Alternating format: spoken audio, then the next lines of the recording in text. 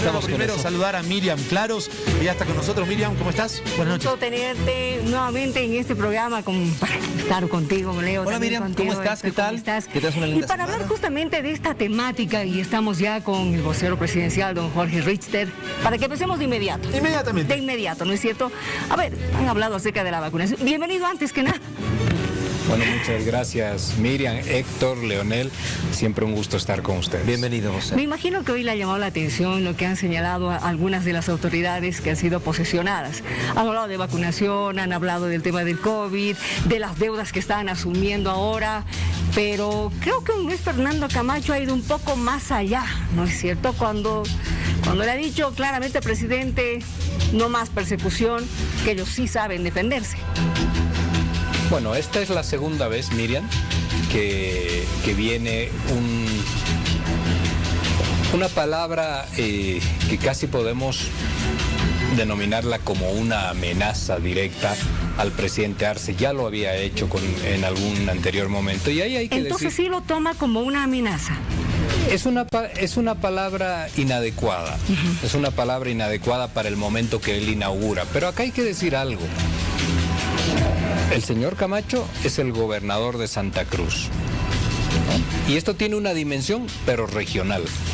El presidente Arce es el presidente del Estado, sí, y tiene una dimensión, por supuesto, nacional. Estamos viendo lo que dice en la frase, ¿no? Si continúa con el amedrentamiento y la persecución, lo único que nos quedará es defendernos. Ahí dice, sabe que lo sabemos hacer y lo hacemos muy bien, y que se van a defender. Bueno, yo ahí le quiero decir algo, Miriam, Leonel, Héctor.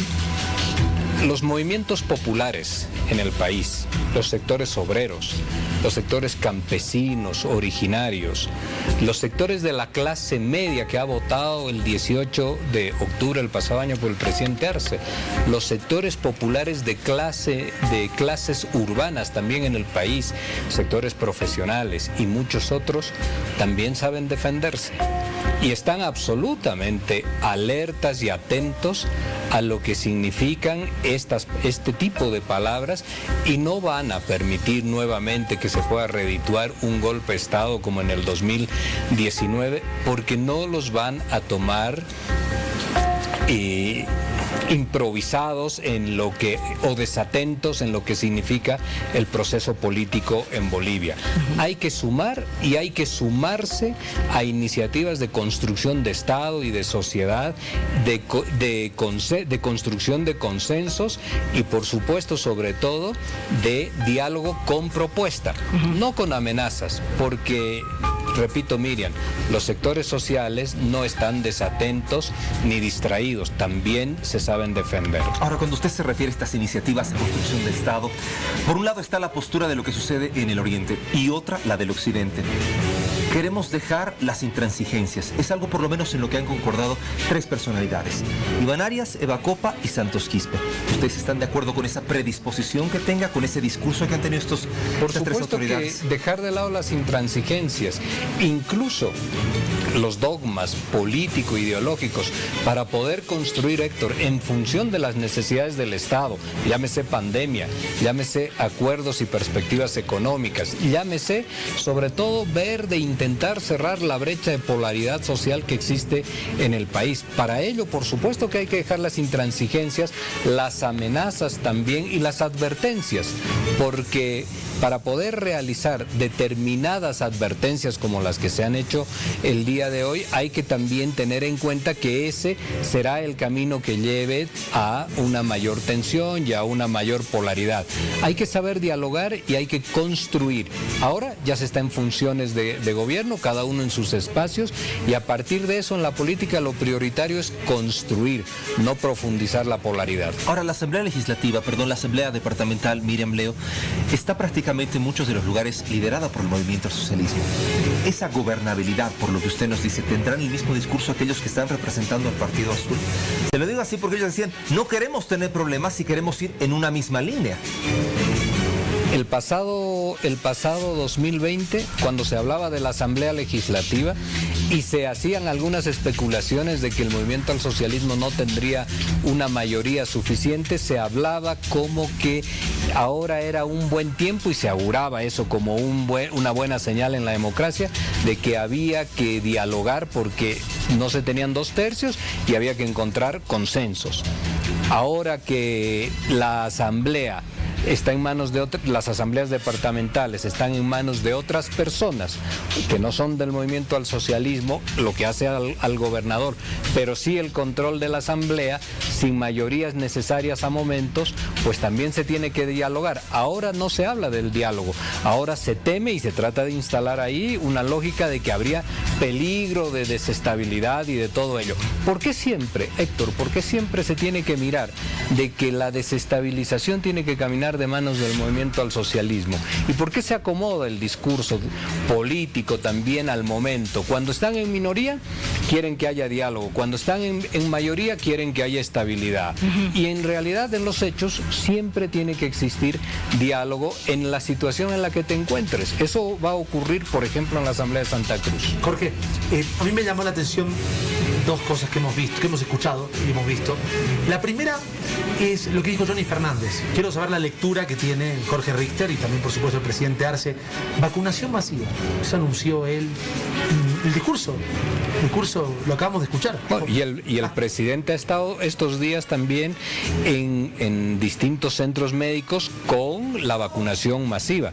Tenemos una vacunación masiva en la medida en la que nos permiten las condiciones mundiales de poder conseguir vacunas. ¿Pero qué quiso decir Johnny Fernández? La primera pregunta que tengo, porque habla como de una gestión de la alcaldía, dice, ¿no? Vacunación masiva. Y otra cosa es Santos Quispe que dijo... Pero también mencionó, perdón, Leonel, también mencionó ahí Johnny Fernández de que van a trabajar con el gobierno y saludamos ese criterio, porque esa es la lógica en la cual necesitamos desenvolvernos. Nosotros podemos otorgar ya las vacunas en la medida en que estas van llegando, pero hay que ser complementarios y hay que formar sinergias con los gobiernos, en ese caso municipales, ellos con las estructuras que tienen a su cargo, primer, segundo nivel, nosotros dotando de las vacunas para poder cumplir con un único fin, que es que la población tenga vacunación.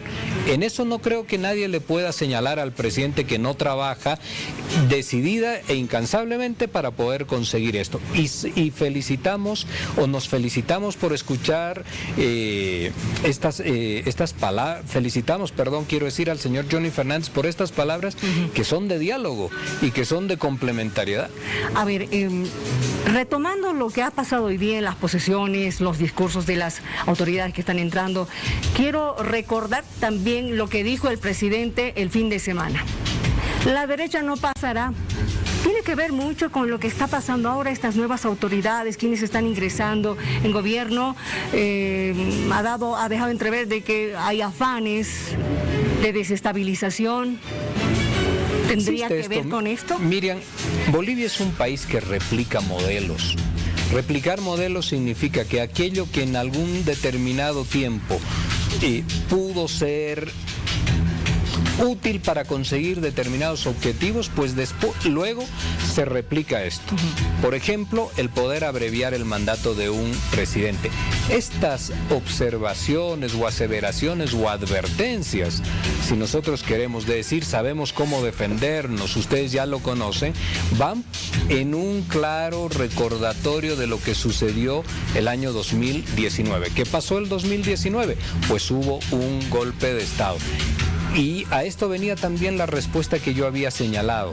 Los diferentes sectores sociales aliados con el gobierno, con profesionales, con movimientos populares, etcétera, esta vez están atentos a que esto no se pueda replicar, porque el daño ha sido grande en vidas humanas, pero también en institucionalidad para nuestro país. No ayudan las advertencias. ¿Sabe qué ayuda, Miriam? Ayuda lo que dijo Johnny Fernández, de que vamos a hablar con el gobierno central, vamos a complementarnos, vamos a trabajar juntos para lograr esta vacunación. Esto es lo que construye. Ahora, yo quiero queremos mostrar unas imágenes muy interesantes, específicamente lo que sucedió en la ciudad del Alto, el momento en el cual doña Eva Copa era ya posesionada como la nueva autoridad edil. No ha levantado el puño, como lo solía hacer antes, directamente puso la mano derecha en el corazón. ¿Qué representa para el movimiento al socialismo? Esta es una imagen anterior cuando era proclamada como la presidenta de la Cámara de Senadores y esta la imagen actual. Pero también he podido observar el día de hoy donde en otra noticia que han emitido está ella vestida de rojo, etcétera.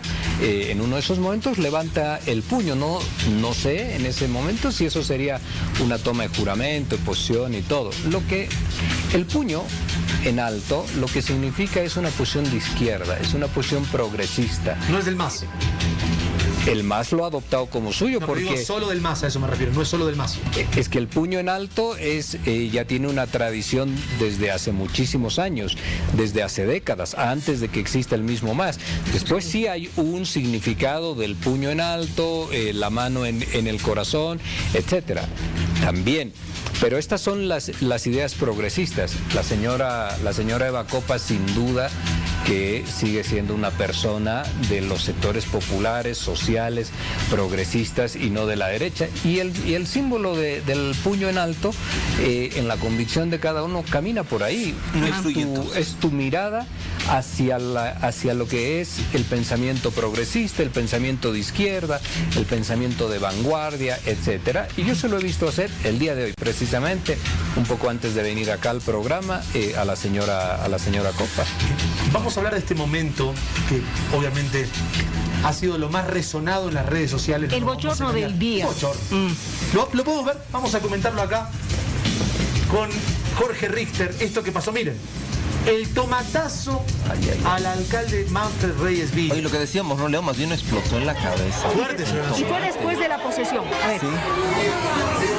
Claro, pero fue en el mismo acto, o sea, fue justo ahí, después del acto. Apenas terminó el acto. El señor estaba muy enojado. Lo insultaba. Habló de la guerra del agua, habló que entró por la ventana Manfred Reyes Villa, lo leí en El Deber. Sí, le dijo de todo. Le dijo de todo. Le dijo de todo. Bueno, y permítame por favor unos instantes.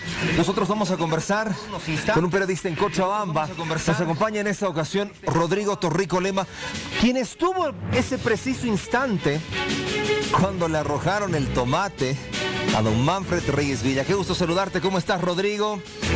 Buenas noches. Tú que estuviste ahí, relátanos un poco qué pasó ese instante, cómo es que introduce el tomate, en qué lo introduce. Buenas noches.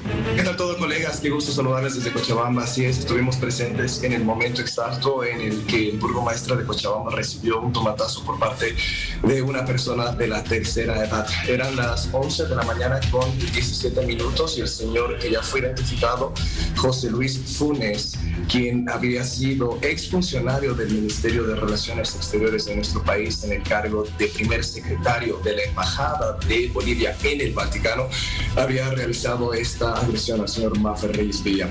11:17 de la mañana, la autoridad estaba saliendo del acto de juramento del Tribunal Departamental de Justicia en el centro de Cochabamba y fue en ese preciso instante donde esta persona arrojó un tomate. Lo curioso de este caso fue que en un inicio, cuando conversamos con diferentes autoridades de la Alianza Súmate, nos decían que creían que era alguien enviado del movimiento socialismo, alguien perteneciente al partido del movimiento socialismo que quería manchar justamente este acto tan solemne para todos los cochabambinos. Hace horas atrás, diferentes medios locales, como también las redes sociales, han pronunciado identificando a esta persona como José Luis Funes. Rodrigo. En la gestión 2017 ya desempeñaba el cargo de primer secretario de la Embajada de Bolivia en la Santa Sede. Y no solamente eso, lo que nos llama muchísimo la atención es que ya el 2015 ya existía una denuncia del arzobispado de Cochabamba, el cual establecía a través de un comunicado que negaban absolutamente cualquier relación entre el arzobispado de Cochabamba, entre la Iglesia Católica y el señor José Luis Funes. ¿Por qué? Porque resulta que este señor, José Luis Funes, estaría realizando misas dentro del ámbito de la Iglesia Católica, incluso bautizos en el municipio de Colcapirú, haciéndose pasar como sacerdote. También recordemos que en el 2018, a través de otro comunicado que el mismo arzobispado ha lanzado, establecían y comunicaban a la población que este señor no pertenece a la Iglesia Católica. Rodrigo. Menos es sacerdote, pues esta persona se hacía pasar como parte de la Iglesia Católica, celebrando bautizos, matrimonios y por supuesto cualquier acto que contemple. Rodrigo, ¿me escuchas? Bueno, Rodrigo, si me escuchas, tenemos otra consulta al respecto. A ver, ¿cómo es que este hombre llega a introducir el tomate? Porque vemos que en el momento en el cual él está a punto de lanzar, es como si utilizara algún objeto que está en su brazo izquierdo. Si tú nos puedes contar, tú que estuviste ahí. Claro que sí. Bueno, al momento de ingresar al Tribunal Departamental de Justicia existían diferentes fases de control que lo ha establecido tanto la seguridad privada del burgomaestre como también la policía. Ingresamos solo presentando cartas credenciales. Algunas personas ingresaron a la edificación del Tribunal Departamental de Justicia diciendo que estaban haciendo algún trámite político. Entonces, el acceso y el control de seguridad era muy bajo. El señor Funes ingresa con un envase cilíndrico de papas fritas, y dentro de ese envase cilíndrico se encontraban los tomates. Es por ello que ingresa, no le revisaron en ningún momento y él estaba justamente adelante mío al momento de realizar esta agresión.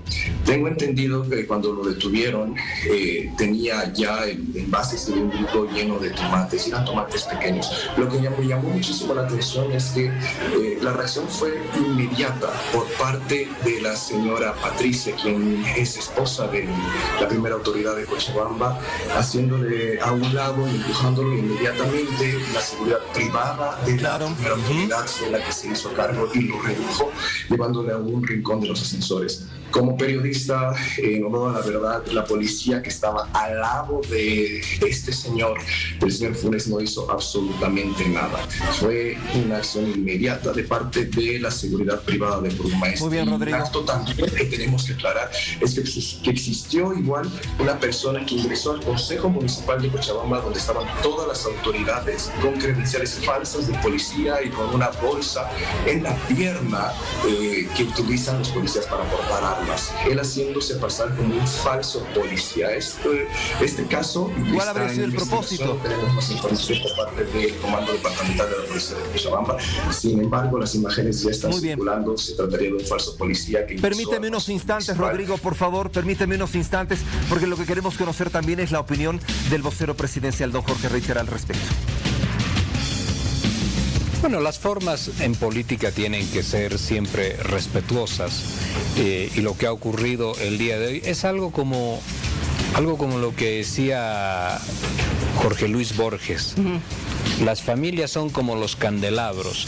Cada vela arde de forma individual, y esto aplica también a partidos políticos, a familias, por supuesto. Las responsabilidades son individuales en cada una de las personas. Este señor se hará cargo, no sé en qué ha quedado lo suyo, se hará cargo de lo que ha hecho, pero ahí las responsabilidades son individuales. A ver, yo voy a cambiar un poquito la temática, porque si bien hoy es día de posesión de las autoridades departamentales y municipales, también se ha anunciado una designación importantísima. Estamos hablando de don Héctor Arce, exministro de Justicia del expresidente Evo Morales. Ahora se va como embajador de Bolivia ante la Organización de Estados Americanos. Y obviamente ya han comenzado a salir un montón de opiniones sobre que está yendo justamente este trabajo para reforzar la temática del golpe, por ejemplo. Eso es correcto, Miriam. El golpe y la vinculación directa que tiene ese hecho que sucedió en el 2019 con toda la narrativa instalada del fraude que no se ha podido hasta la fecha probar y demostrar, donde la Organización de Estados Americanos es uno de los ejes centrales de aquello que sucedió. En esa perspectiva, el señor Héctor Arce tiene una formación jurídica, legal importante, que va a permitir también, ya mirando a los ojos, esto de manera simbólica, mirando a los ojos a quien ha sido uno de los principales articuladores, hablamos del señor Almagro, de los principales articuladores de toda esa narrativa y esa instrumentalización de conferencias de prensa, de incumplimientos de acuerdos con el Estado, etcétera, para poder instalar en el país esa sensación de que había y hubo un fraude en aquellos momentos. Por ello es muy importante la presencia del señor Héctor Arce y de que este espacio también, que estaba sin designación, ahora ya sea tomado por una persona que tiene la formación profesional requerida. Sin embargo, yo tengo una consulta, ¿no? Porque por un lado se dice que la figura de Almagro fue vital para todo lo que sucedió durante esos meses, sin duda fue vital, eso es lo que sostiene también el movimiento al socialismo, pero por otro lado, también, y si no me equivoco, usted mismo lo dijo aquí en la entrevista, que en ningún momento en ese informe se hace mención a la palabra fraude. ¿Estoy equivocado? Así es. ¿Estoy en lo correcto? Así es. No, en las 95 páginas que tiene el informe no está la palabra fraude. Pero sin embargo me está diciendo también que la figura de Almagro fue vital. O sea, por un lado que el informe no dice fraude, pero por otro lado que fue vital la figura de Almagro. ¿Por qué? ¿Por qué es tan importante su figura? ¿Y qué es lo que tiene de incorrecto ese informe si es que no dice que hubo un fraude? ¿Quién articula eso, Leonel? ¿Quién presenta ese fraude? ¿Quién presenta, ese informe? El señor Almagro. ¿Quién lo firma y lo respalda después en los tiempos sucesivos? El señor Almagro. ¿Quién habla y sí utiliza la palabra fraude? El señor Almagro. Pero no la incorpora en el informe que la Organización de Estados Americanos acredita posteriormente ante el gobierno de Bolivia. Donde se habla de irregularidades. ¿No? Entonces, se habla de irregularidades en la intención de la modificación del voto, que son hechos absolutamente distintos y diferentes de lo que es un fraude. Pero fraude como tal no existe dentro de ese informe. Y ese informe tiene un 75% de su contenido en temas referidos al TREP y a la cuestión tecnológica, no siendo nuestro sistema un sistema específicamente tecnológico o informatizado, sino manual, y no siendo el TREP un elemento de información vinculante, sino de información únicamente preliminar. Pues todos aquellos elementos, y le voy a mencionar, Leonel, solamente uno y muy rápido. Se tenía que entregar el informe un día miércoles, el informe final. Y se entrega el domingo 10 de la mañana, en horas de la madrugada, un informe preliminar. Pues todos estos elementos son los que el señor Almagro va a tener que responder. Y nosotros como Estado estamos absolutamente interesados en que se pueda tener un criterio respecto del informe de la Organización de Estados Americanos. Y si efectivamente, Leonel, esto es importante, y si efectivamente ese documento es una auditoría, como se llamó y como se tenía que realizar. Entonces, en esa perspectiva, tengo muy serias dudas de que sea una auditoría. En esa perspectiva es que la presencia del señor Héctor Arce es absolutamente importante en la Organización de Estados Americanos. Ya veremos qué pasa con este diálogo entre Arce y Almagro. Gracias, señor Jorge Richter, por haber estado una vez más con nosotros. No, el agradecido soy yo en todo caso. Muchísimas gracias.